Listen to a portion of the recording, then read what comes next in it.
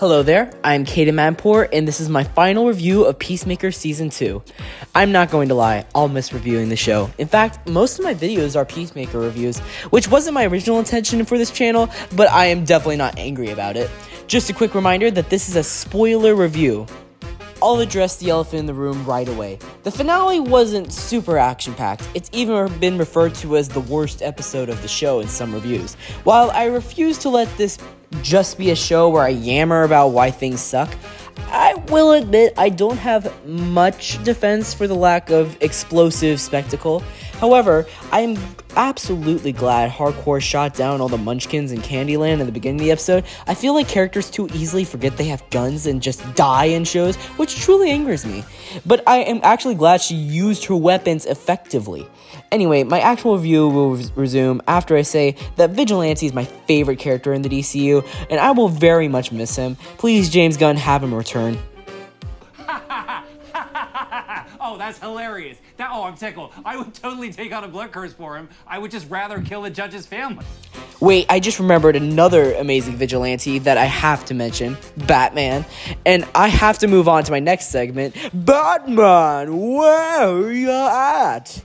And, well, I'm sorry, but the answer is just I don't think Batman would do well with all the sentimental stuff.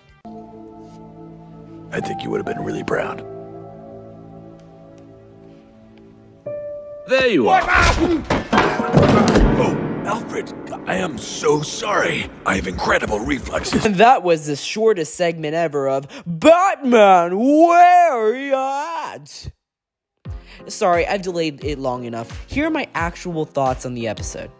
I've seen some reviewers like Cinepals and Colton Ogburn say that the ending was not quite as satisfying as it should have been, which I very much agree with. And at the same time, channels like Screen Crush have acknowledged this is a great epilogue to all the action and some of the best character development ever shown in any superhero shown, especially with Adebayo. Sometimes I don't think people really understand, though, is that James Gunn is no longer at Marvel because he just decided he was going to work at DC for whatever reason. It was actually because of his very controversial use of Twitter, and he's been using it a lot more in the DCU. This is why he keeps using that rabbit with the sign that says obstacles are opportunities from the Suicide Squad rabbit all the way to this very finale. And in my opinion, his use of Twitter also hurt this finale because he used it to promote this episode as the thing that will... The hierarchy of power in the DC universe is about to change. And while I do agree that, yes, it was amazing character development. Yes, the scene where Adebayo broke up with her girlfriend and told Peacemaker he should listen to himself was beautiful. It's so real. Yes, the adding of the Salvation Run makes me excited for Creature Commando Season 2. But this shouldn't be the end unless there is a plan to make another season of the show, which there is not. What?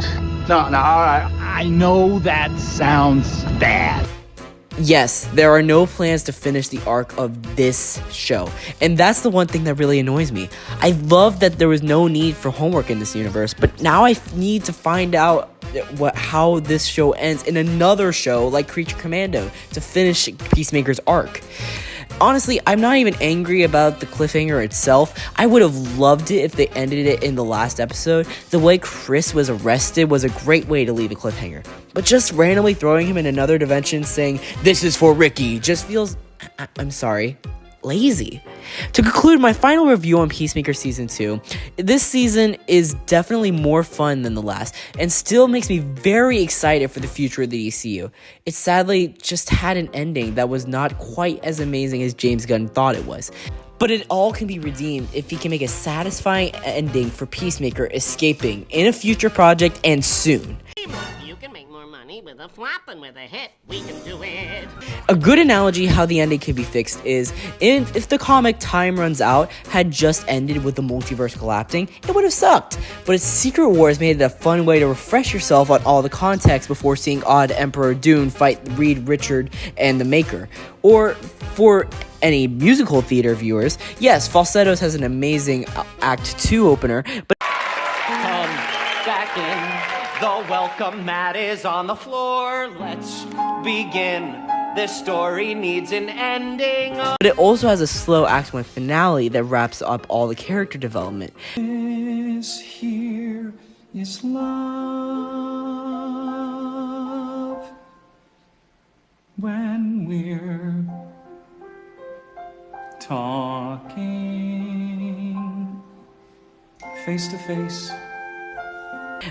In the falsettos, the main character was Marvin gaining his trust back in his son, and hopefully in the DCU, the full Act 2 redemption will be for Peacemaker. Now on to my theories. James Gunn did confirm Lanterns and Man of Tomorrow will deal with the consequences of salvation. So here is my take for how it will all go down. In Lanterns, we will see Hal Jordan come to Earth to check on Guy Gardner, but finds out Guy has mysteriously disappeared. Hal continues the search to find him and meets John Stewart, a man who puts hope over fear, just like Hal. They work together to discover that Guy and the Justice Gang has discovered salvation and try to confront Argus, but then they get sent to salvation. The Lanterns realize how horrible Argus is, but then they get attacked by the one and only Creature Commandos. I know, I theorized they would show up in every episode of Peacemaker, but it actually makes sense here.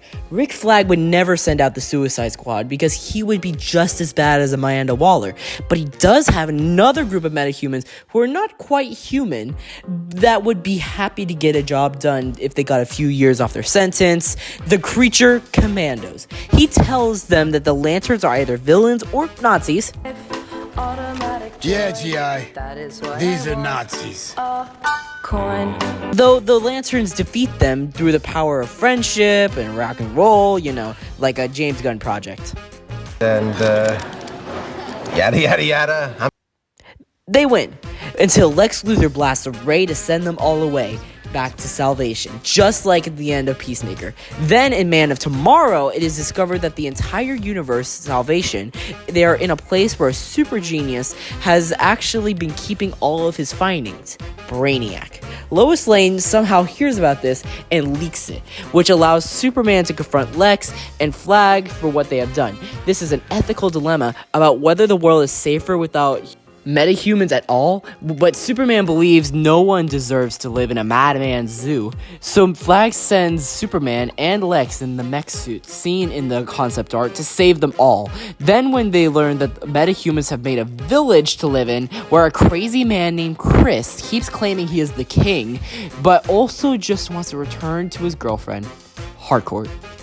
Or maybe I'm just asking too much for the Salvation run to just end in 3 projects. But I think it is pretty cool. What do you guys think? Like, subscribe, or maybe even leave a comment on what you guys think about the finale of Peacemaker. This is Caden Maddenpour saying... You stay classy.